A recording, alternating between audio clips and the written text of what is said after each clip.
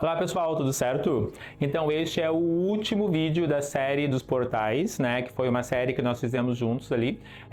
Lembrando que a primeira série foi primeiro vídeo foi aquela onde eu falei basicamente sobre a ideia geral, né? Meio que um overview dos portais. Depois eu fui fragmentando com o do, o does, o did, o will e hoje este é o último da série que é o meu would, que é o auxiliar do conditional.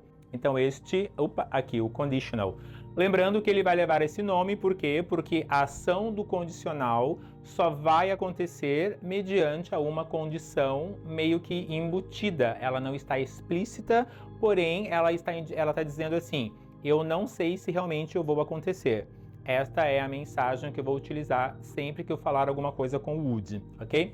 Pessoal, outra coisa muitíssimo importante é eu ressaltar que estou eu indo viajar.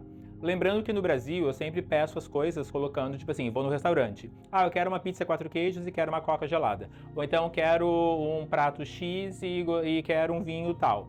Moral da história, eu geralmente peço as coisas no português utilizando o presente. Eu quero, me veja, traz para mim, ou seja, imperativo e presente.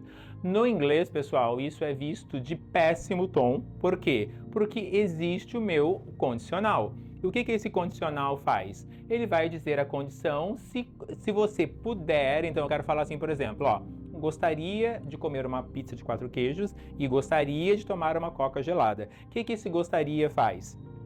Se você puder trazer, se você tiver isso disponível, se você conseguir me ajudar com esse meu pedido, então você deixa o ambiente ali muito mais propício, porque é desta forma que todo mundo se comunica quando você é alfabetizado no inglês. Ou seja, vou pedir alguma coisa para alguém, vou usar o condicional. E eles acabam se moldando nesse conceito. No português não existe esse conceito, então, ou seja, eu peço da melhor forma que eu consigo e, né, enfim, de acordo com a situação, eu sou um pouco mais formal, ou um pouco mais informal e tal, dependendo do lugar onde eu esteja.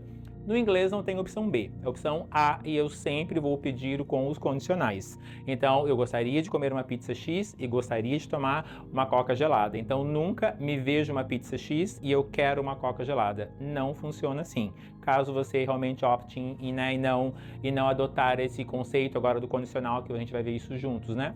Automaticamente você vai ter uma tratativa diferenciada e posso lhes garantir que não é para o bem, né? Então, ou seja, o garçom vai ficar um pouco mais grosseiro, ele não vai te tratar assim com tanta educação também, enfim, gentileza sempre gera gentileza. E pessoal, nós estamos falando também, né, meus alunos, né, do pessoal do corporativo agora, um parênteses para eles, né?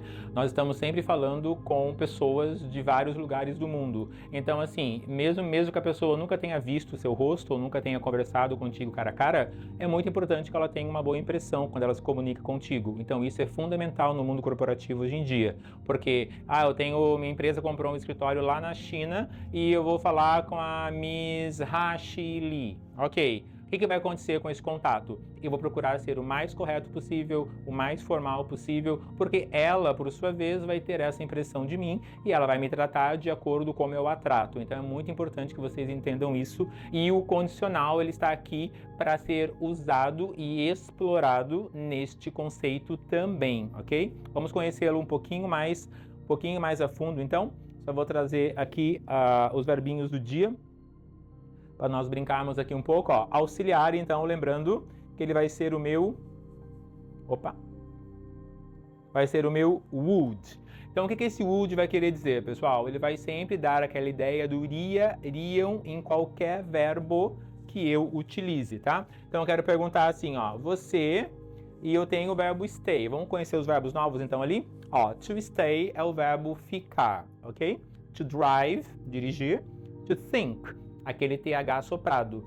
Pessoal, dica do TH soprado. Ele, primeiramente, para se diferenciar do T, ele tem que sair primeiro o sopro, depois o som.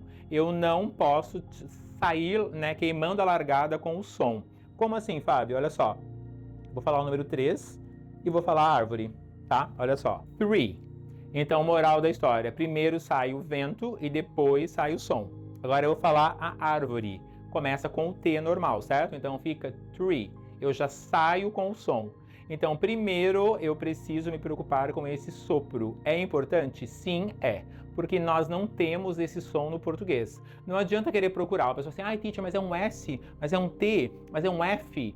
Gente, não adianta procurar uma coisa que não tem. Nós temos que nos adaptar a pronunciar o som e criar um conceito de que existe um som no inglês que nós não conseguimos reproduzir totalmente, a não ser mediante a prática. E de tanto você praticar, tendo pessoas para ajudar vocês com dicas de como funciona e tal, você vai chegar lá e vai ter uma qualidade no TH. Mas não adianta buscar similaridades no português, porque isso vocês não irão conseguir. É só perder tempo, ok? Muito bem. Então eu tenho lá então, deixa eu só apagar aqui para não ficar muito poluído o meu quadro. Perfeito. Então tá, quero perguntar então assim, ó, de novo ali o verbo to call, tá, pessoal? Antes eu dar o exemplo aqui, parei no to think, ó, think, metade do K, e o to call. Então lembrando que várias pessoas, corporativamente falando, eu tô numa call com o cliente. Gente, call é vaca, ok? Então cuidado com a palavra ligação ou, né, numa chamada. Então, ou seja, é call, a língua para lá em cima do L de Portugal, do will, e que nós acabamos de ver ali com will, né?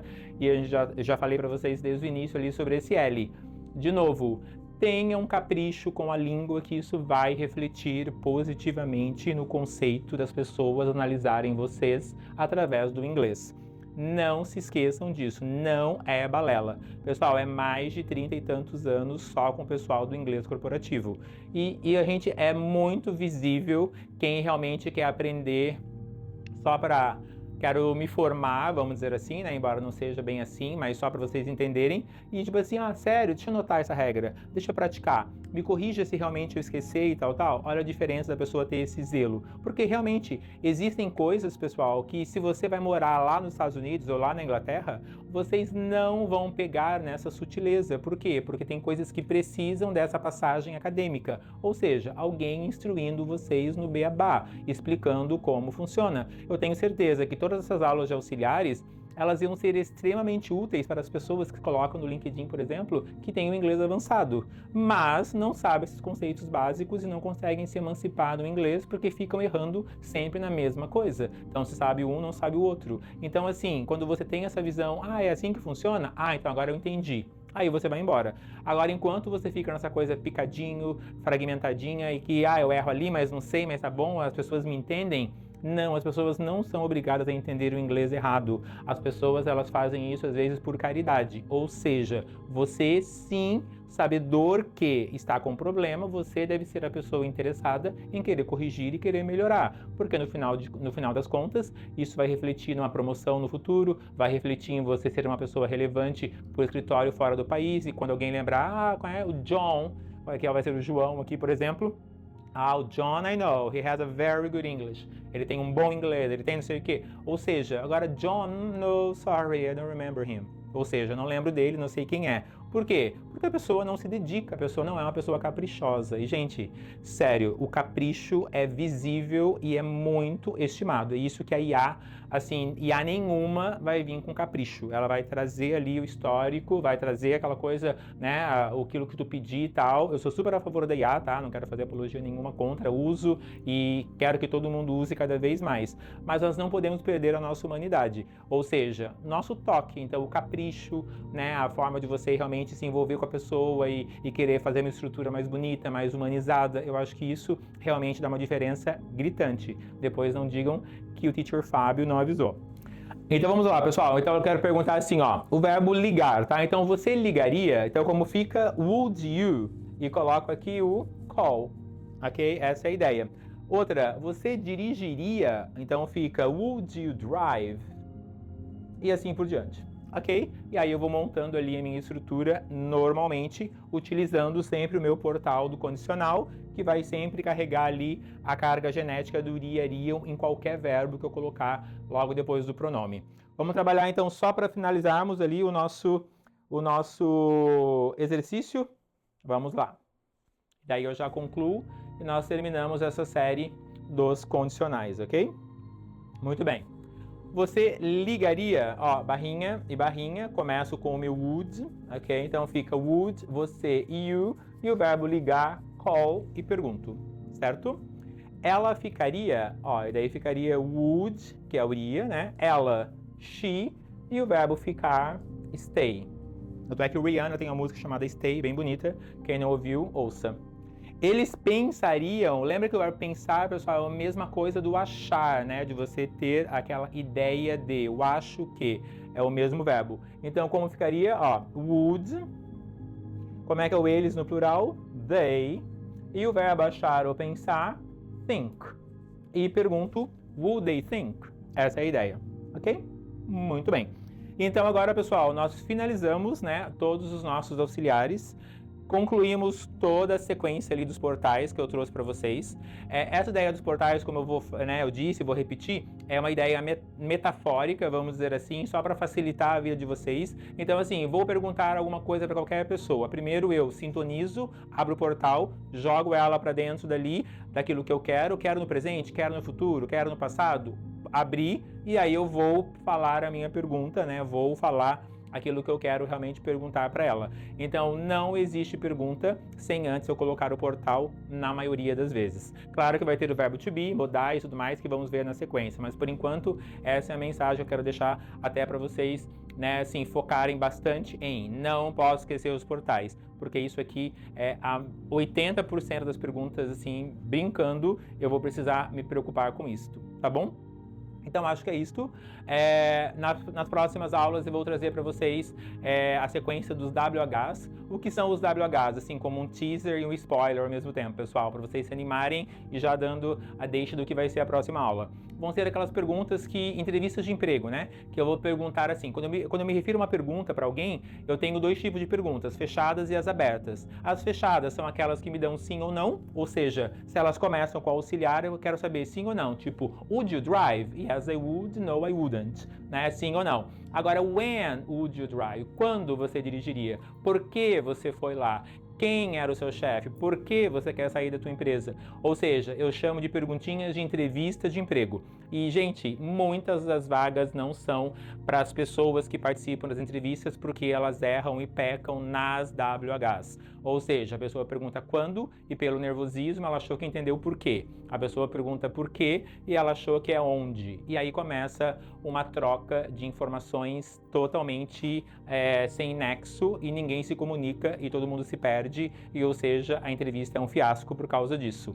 Então eu preciso realmente estar ciente de que eu estou dominando os WHs, porque mesmo que eu fique nervoso, que é uma vaga que eu quero muito essa vaga para mim, só que eu não posso deixar que esse nervosismo afete a minha performance na reunião. E como é que eu vou fazer isso? Praticando, tendo a parte acadêmica estruturada, tendo a minha estrutura consolidada e tudo mais. Então isso, eu vou entrar para fazer isso com vocês, ok? Então não percam a próxima aula, que vai ser super interessante. E se essa aula agregou na tua vida corporativa ou acadêmica, deixa o like para mim e não se esqueça de participar do grupo, né, dos membros, dos inscritos aqui no canal, que eu tenho certeza que você vai estar sempre recebendo coisas extremamente pensadas para você e que vai agregar na tua vida também, ok? Thank you very much and see you soon. Bye bye!